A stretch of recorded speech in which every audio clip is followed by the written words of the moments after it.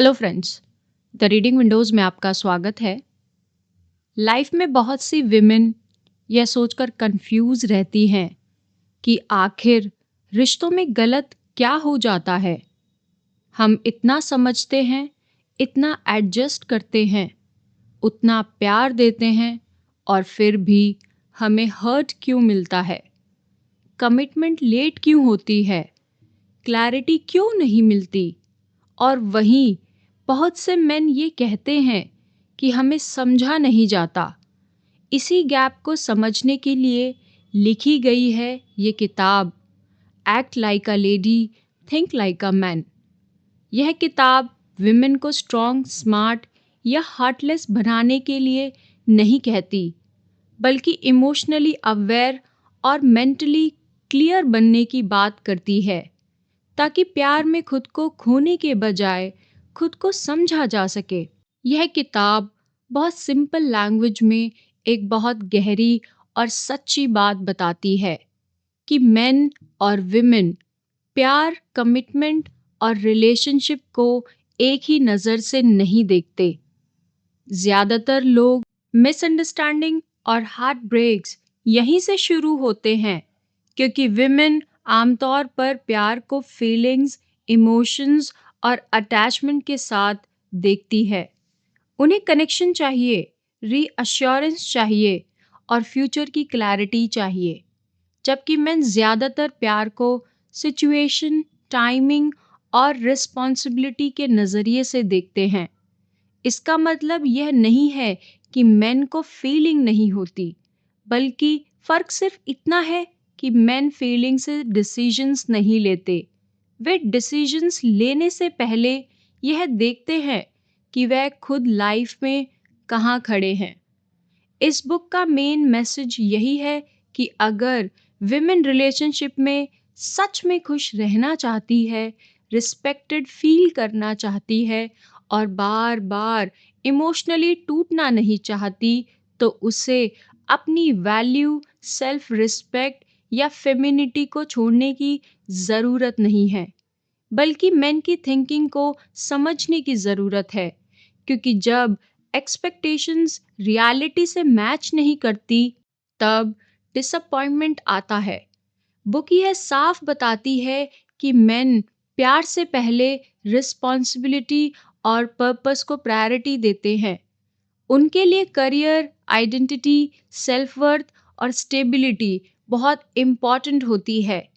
एक मैन सबसे पहले यह देखता है कि वह खुद कैपेबल है या नहीं, वह प्रोवाइडर बन सकता है या नहीं, वह खुद को सक्सेसफुल और सेटल फील करता है या नहीं।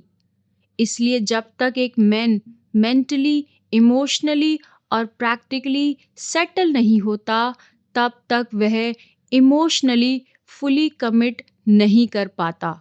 चाहे वह केयर करता हो, बातें करता हो, अटेंशन देता हो या साथ समय बिताता हो। और विमेन अक्सर इसी केयर को कमिटमेंट समझ लेती है, जबकि मेन के लिए केयर और कमिटमेंट अलग अलग चीज़ें होती है। बुक यह भी समझाती है कि मेन नेचुरली हंटर्स होते हैं। उन्हें चेज करना, एफर्ट डालना और जीतने जैसा फील करना पसंद होता है। इसलिए जब विमेन खुद को बहुत इजीली अवेलेबल बना लेती है, हर चीज़ एक्सेप्ट कर लेती है और बार बार एडजस्ट करती है, खुद की नीड्स पीछे रखती है और बाउंड्रीज क्लियर नहीं रखती, तो धीरे धीरे रिस्पेक्ट कम होने लगती है। क्योंकि मेन अनकॉन्शियसली वही चीज़ वैल्यू करते हैं जिसके लिए उन्हें मेहनत करनी पड़ती है। यह किताब वुमेन को यह सिखाती है कि स्टैंडर्ड्स रखना रूड या सेल्फिश नहीं होता है, बल्कि ये सेल्फ रिस्पेक्ट और इमोशनल सेफ्टी का साइन होता है। मेन वही रिलेशनशिप सीरियस लेते हैं जहां विमेन अपनी वर्थ जानती है, खुद को ऑप्शन नहीं बताती और कॉम्प्रोमाइज़ को हैबिट नहीं बनने देती। बुक यह भी कहती है कि मेन वर्ड से ज़्यादा एक्शन में बिलीव करते हैं। इसलिए मैं तुमसे प्यार करता हूँ, मैं सीरियस हूँ, फ्यूचर में सोचेंगे या अभी मैं रेडी नहीं हूँ, लेकिन फ्यूचर में शादी करूँगा जैसे वर्ड से ज़्यादा इम्पॉर्टेंट यह देखना है कि वह एक्चुअली क्या कर रहा है। क्या वह आपके लिए टाइम निकालता है? क्या वह मुश्किल समय में अवेलेबल रहता है? क्या वह प्लान्स बनाता है? क्या वह आपको अपनी लाइफ, फ्रेंड्स और फ्यूचर डिस्कशन में शामिल करता है? क्योंकि मेन जब सच में सीरियस होते हैं तो विमेन को कंफ्यूज नहीं रखते, मिक्स सिग्नल्स नहीं देते और गेसिंग गेम नहीं खेलते। इस किताब में यह भी बताया गया है कि विमेन अक्सर रिलेशनशिप में इस उम्मीद पर रुक जाती है कि मैन समय के साथ बदल जाएगा, मैच्योर हो जाएगा या कमिटमेंट समझ जाएगा। लेकिन ट्रुथ यह है कि मेन कभी बदलते हैं जब उन्हें खुद चेंज होने की ज़रूरत महसूस होती है। किसी के प्रेशर, टीयर्स, सैक्रिफाइसेस या वेटिंग से चेंजेस नहीं आते। इसलिए बुक एडवाइस देती है कि किसी मेन के पोटेंशियल से प्यार मत कीजिए, उनके प्रेजेंट बिहेवियर को देखिए, क्योंकि पोटेंशियल फ्यूचर एक सपना है और बिहेवियर प्रेजेंट की रियलिटी है। और रियलिटी को इग्नोर करके रिलेशनशिप बिल्ड करना खुद को हर्ट करने जैसा होता है। इसलिए हेल्दी रिलेशनशिप वही होता है जहाँ विमेन इमोशनली सेफ फील करे, इनसिक्योर ना हो, कंफ्यूज ना हो, बार बार खुद को प्रूव ना करना पड़े, और मेन खुद को रिस्पेक्टेड, ट्रस्टेड और अप्रिशिएटेड फील करें। विमेन बुक को यह भी सिखाती है कि हर मैन मैरिज मटेरियल नहीं होता और हर अटेंशन कमिटमेंट नहीं होती। Sweet talks, late night calls या टेम्परेरी केयर का मतलब फ्यूचर प्रॉमिस नहीं होता। इसलिए अर्ली स्टेज में क्लियर रहना, सही सवाल पूछना, रेड फ्लैग्स को इग्नोर ना करना और खुद को समझौते वाला ऑप्शन ना बनाना बहुत ज़रूरी है। यह किताब यह भी कहती है कि अगर कोई मैन सच में आपको चाहता है तो वह एक्सक्यूजेस नहीं देगा। बिजी होने के बाद भी टाइम निकालेगा, रास्ता निकालेगा और आपको इमोशनली कंफ्यूज्ड या इनसिक्योर फील नहीं कराएगा।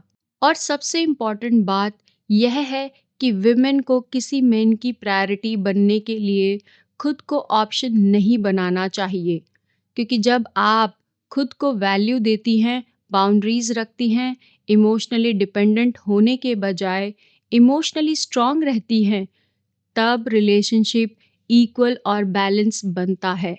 और पूरी बुक का कोर मैसेज यही है कि एक्ट लाइक अ लेडी का मतलब कोल्ड, रूड या हर्टलेस होना नहीं है, बल्कि अपनी सॉफ्टनेस, केयर, इमोशंस और फेमिनाइन एनर्जी को इंटैक्ट रखना है। और थिंक लाइक अ मैन का मतलब इमोशनली ब्लाइंड होकर डिसीजन लेना नहीं है, बल्कि इमोशंस के साथ रियलिटी, एक्शन, इंटेंशन और सेल्फ रिस्पेक्ट को ध्यान में रखना है, ताकि प्यार इल्यूजन ना बने बल्कि कॉन्शियस चॉइस बने और रिलेशनशिप पेन, कंफ्यूजन और वेटिंग की जगह पीस, क्लैरिटी और ग्रोथ दे।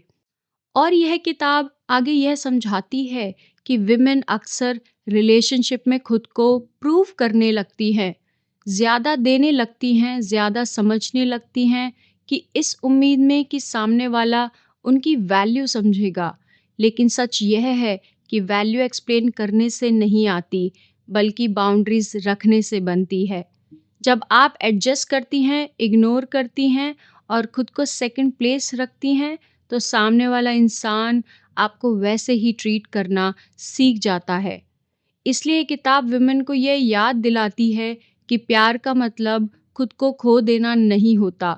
प्यार का मतलब खुद को बचाते हुए किसी और को जगह देना होता है।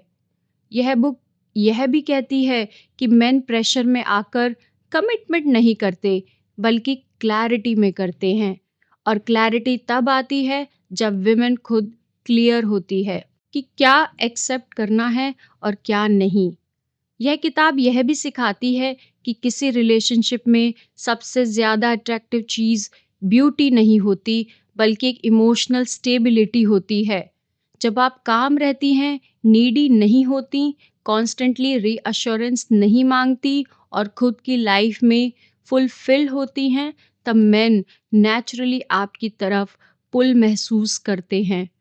बुक यह भी बताती है कि मेन प्रॉब्लम्स शेयर कम करते हैं क्योंकि उन्हें सॉल्यूशन देना सिखाया गया है, फीलिंग एक्सप्रेस करना नहीं बताया।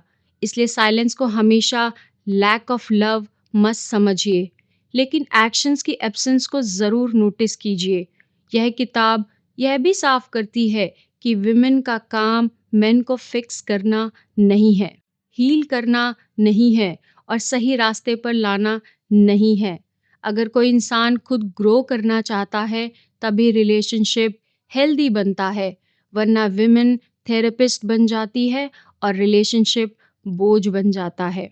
आगे किताब बताती है कि विमेन को अकेले रहना गलत रिलेशनशिप से रहने से काफ़ी बेहतर होता है, क्योंकि लोनलीनेस टेम्परेरी होती है और सेल्फ रिस्पेक्ट के साथ जिया गया अकेलापन फ्यूचर में सही प्यार की जगह बनाता है। यह किताब यह भी समझाती है कि विमेन स्ट्रॉन्ग लाउड नहीं होती, अग्रेसिव नहीं होती, बल्कि क्लियर होती हैं। उन्हें खुद पता होता है कि उन्हें क्या चाहिए और क्या नहीं, इसलिए उन्हें कन्विंस करने की ज़रूरत नहीं पड़ती। आगे किताब एक सिंपल, एक पावरफुल बात कहती है कि राइट मैन आपको कंफ्यूज नहीं करेगा, वेट नहीं कराएगा और खुद आप पर डाउट नहीं करेगा, क्योंकि सही रिश्ता एफर्ट, क्लैरिटी और रिस्पेक्ट से बनता है, गेसिंग और होपिंग से नहीं बनता। और जब विमेन लेडी की तरह खुद को वैल्यू देती है और मेन की तरह रियलिटी को समझकर डिसीजन लेती है, तब प्यार वीकनेस नहीं बल्कि स्ट्रेंथ बन जाता है और रिलेशनशिप एक स्ट्रगल नहीं बल्कि एक सेफ प्लेस बन जाता है, जहां दोनों ग्रो करते हैं, दबते नहीं हैं। आखिर में इस किताब का सबसे बड़ा मैसेज यही है कि प्यार में खुद को खोना ज़रूरी नहीं है, खुद को समझना ज़रूरी है। जब आप अपनी वैल्यू पहचान लेती हैं, बाउंड्रीज रखना सीखती हैं और इमोशंस के साथ रियलिटी को भी देखती हैं, तब रिश्ता बोझ नहीं, सेफ प्लेस बन जाता है। और याद रखिए, सही इंसान आपको कंफ्यूज नहीं करेगा, वेट में नहीं रखेगा और आपको खुद पर डाउट करने पर मजबूर नहीं करेगा। जब आप लेडी की तरह खुद को रिस्पेक्ट देती हैं और मैन की तरह क्लियर सोच से डिसीजन लेती हैं, तब प्यार वीकनेस नहीं, आपकी स्ट्रेंथ बन जाता है। अगर ये ऑडियो बुक आपके दिल तक पहुंची हो तो इसे लाइक करें, शेयर करें और उन लोगों के साथ जिन्हें इसकी ज़रूरत है। और ऐसे ही ऑनेस्ट, मीनिंगफुल कंटेंट के लिए चैनल को सब्सक्राइब करना ना भूलें। खुद से जुड़े रहिए और अपनी वैल्यू मत भूलिए। Thank you everyone.